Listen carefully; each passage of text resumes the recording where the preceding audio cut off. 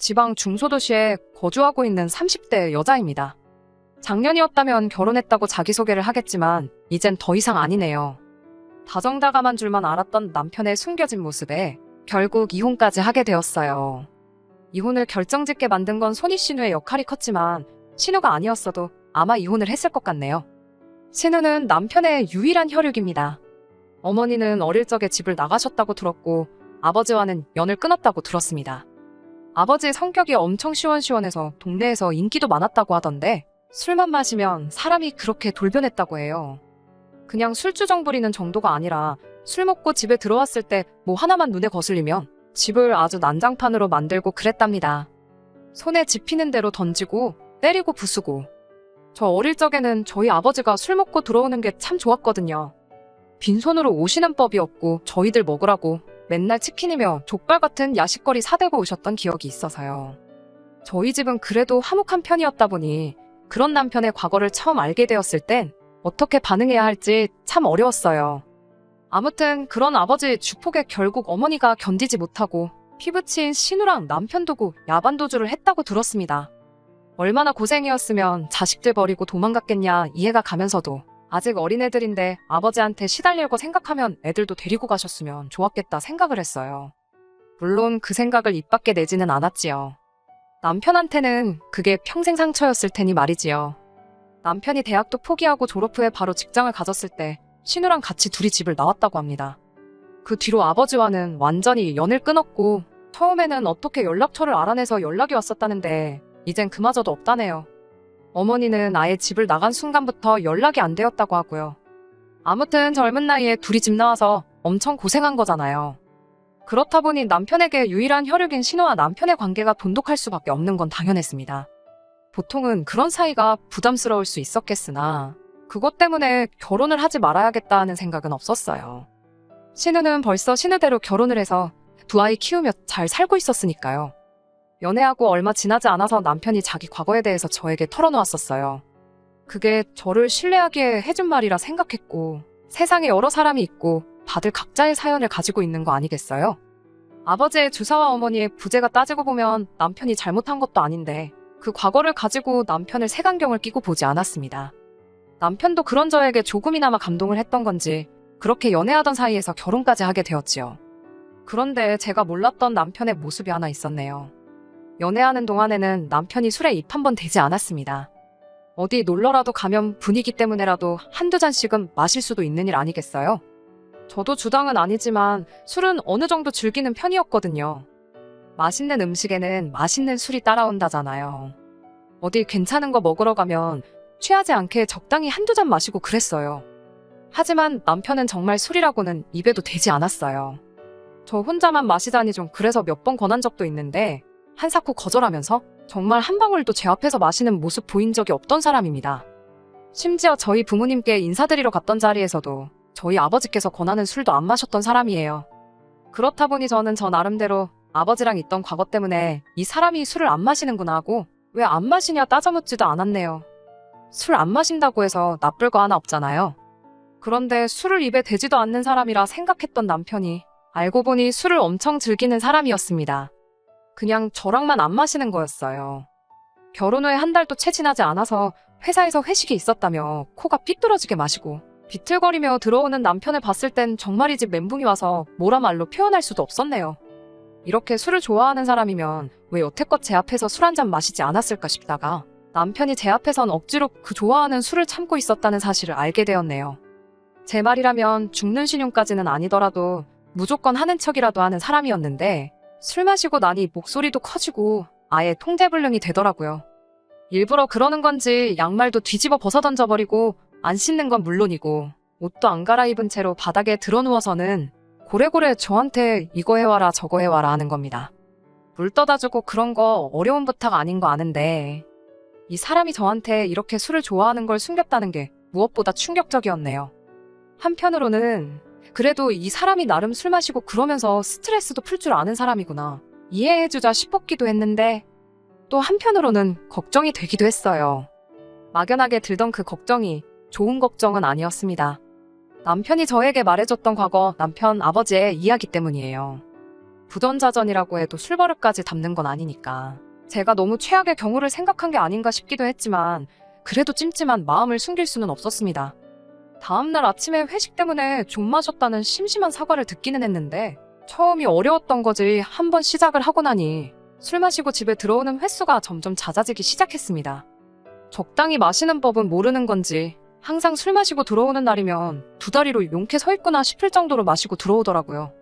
스트레스 푼다고 술 좀 마실 수 있지 하고 좋게 좋게 넘어가려 했던 것도 이게 한 달에 두어 번씩 그러다 일주일에 한 번꼴로 그러다 심할 때는 이틀에 한 번꼴로 저렇게 술을 퍼마셔대니 좋은 이야기가 나올 수 없었습니다. 아침이면 술 깨서 미안하다 사과는 하지만 그때뿐이지 결국 며칠 지나고 나면 또 연락도 없이 술 마시고 들어오고를 반복하니 저도 짜증이 나더라고요.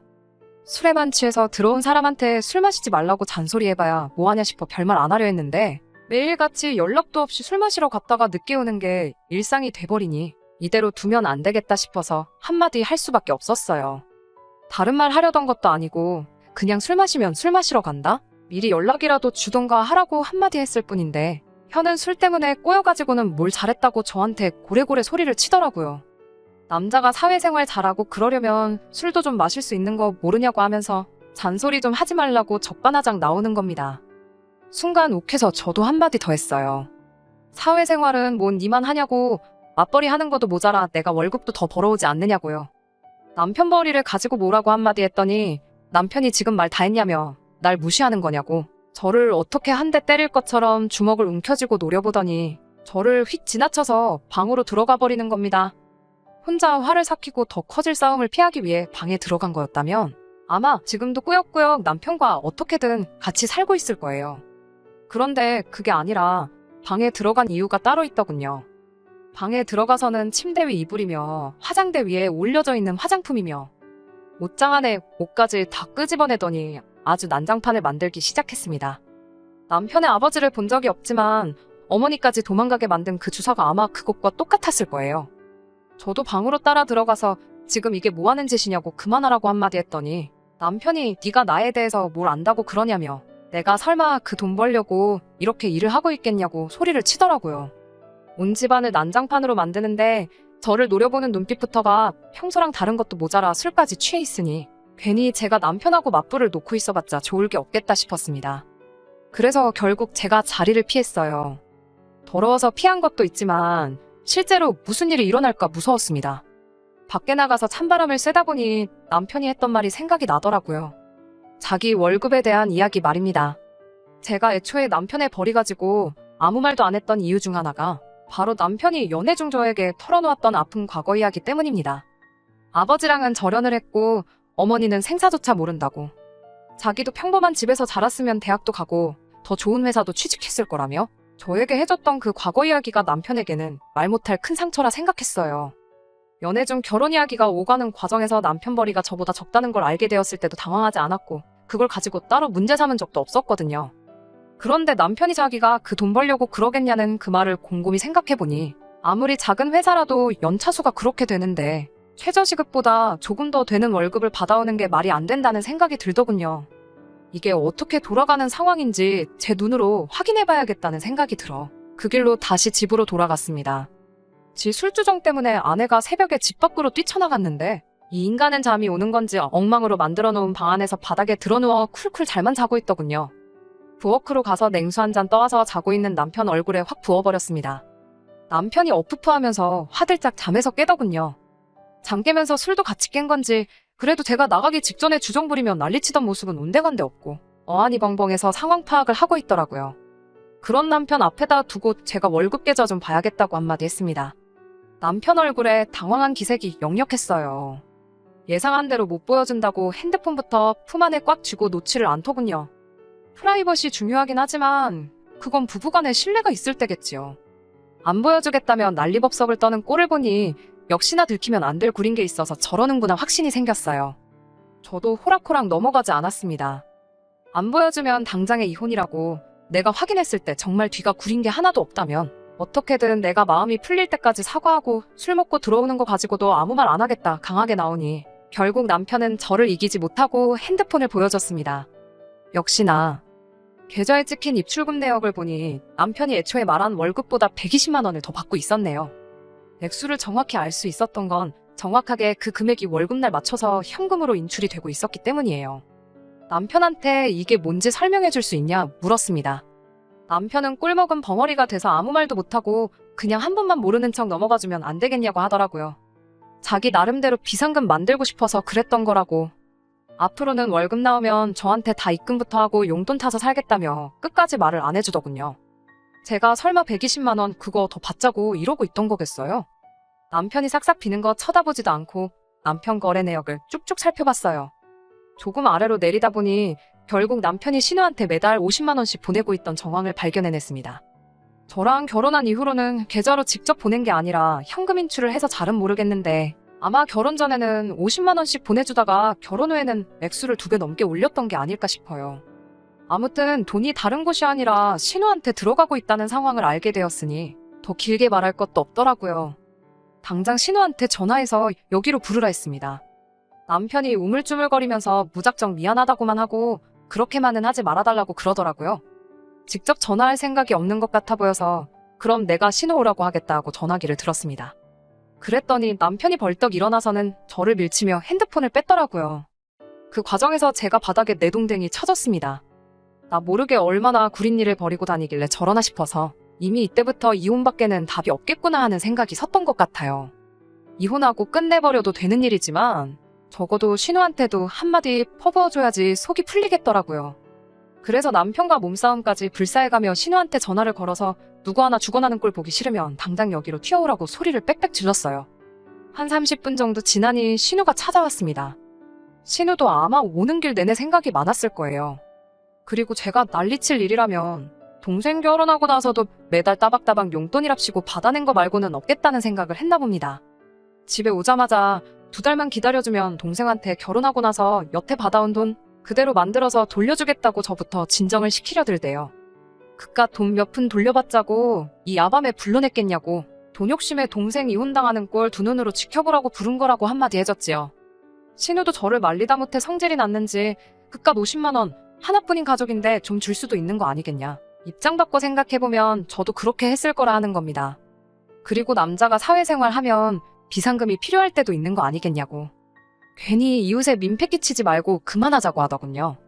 그래서 신우 불러낸다고 남편하고 몸싸움하면서 당장 멍이라도 들 것처럼 시퍼렇게 부어있는 제 팔을 보여주면서 돈뿐만 아니라 아내한테 손대는 사람을 남편이라고 데리고 살 생각 없다고 오늘 다 끝내버리겠다고 한마디 했습니다.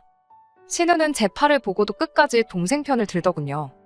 그놈의 사회생활. 남자가 사회생활 하다 보면 술 먹고 들어올 수도 있고 스트레스가 극심하면 그럴 수도 있는 거 아니겠냐고 동생을 감싸더라고요. 아버지 주폭의 어머니는 야반도주하고 자식들마저 그런 아버지를 견디지 못해 사회인이 되자마자 영 끊고 집 나온 사람들이 할 소리냐고 바로 되받아쳤습니다. 남편이 저한테 말 다 했냐고 또 저한테 성큼성큼 다가오길래 그 길로 저도 바로 신우 머리채를 잡아채고는 한마디 했습니다. 사회생활은 뭐 니들만 하는 줄 아냐고. 나도 사회생활 하고 있고 지금 스트레스 엄청 받아서 그러는 거니 말리지 말라 그러고 신우 머리채를 쥐고 뒤흔들었어요. 남편은 그 와중에도 신우 구하겠다고 저를 밀쳐내는데 저도 저지만 그럴 때마다 신우가 머리채가 뽑혀나갈 것 같은지 아프다고 소리 지르면서 그만 좀 하라고 남편을 말리더군요. 새벽 야심한 시간에 저도 잘한 거 하나 없는 거 알아요. 결국 이웃이 신고를 했는지 경찰이 오고 나서야 상황은 정리가 되게 되었습니다. 저도 많이 열받아 있는 상태긴 했는데 경찰분들도 상황 설명 듣더니 길게 말 안 하고 그냥 신우한테 남편 데리고 어디라도 가라고 하고 저는 야심한 밤인데 이웃들 생각해서 앞으로는 조심 좀 해달라고 주의받고 끝났네요. 그 길로 남편 짐부터 정리해서 다음날 신우네 집으로 전부 보내버렸어요. 신우도 결혼에 애까지 있는 집인데 그 새벽에 동생까지 들이닥치고 날이 밝자마자 짐까지 받으니 그걸 어떻게 집에 설명할 방법이 없었는지 계속 저한테 연락해서 50만 원씩 9개월치에 한 달치 더 보태서 500만 원 만들어줄 테니까 이제 그만 남편 용서해주고 둘이 알콩달콩 잘 살라는 소리만 하더라고요. 매달 120만 원씩 현금 인출이 됐는데 거기서도 끝까지 50만 원밖에 안 받은 것처럼 잡아떼는 걸 보니 기가 차더군요. 그 돈이 필요해서 그런 거 아니고 빠른 시일 내로 이혼 서류 만들어서 보낼 테니 시간 끌지 말고 동생 설득해서 도장이나 찍어 놓으라고 하고 말았습니다. 그리고 몇 달 전에 완전히 남편과는 법적으로도 쫑이 나게 되었네요. 이혼 과정에서 이래저래 스트레스가 많았는데 이제는 속이 다 후련합니다. 신우 말 맞다나 하나뿐인 혈육이나 마찬가지인데 누나한테 용돈하라고 돈 좀 보내주는 거 이해할 수 있어요. 신우도 결혼해서 가정 꾸리고 남편이 벌어주는 생활비로 애 둘 키우며 잘 살고 있으면서 동생한테까지 매달 따박따박 돈을 받아간다는 게 도무지 제 머리로는 이해가 되지는 않지만 그래도 남편이 저한테 결혼 전부터 솔직하게 말해줬다면 어떻게든 이해해보려고 노력했을 수도 있을 것 같습니다. 하지만 술은 다시 생각해볼 문제라고 생각해요.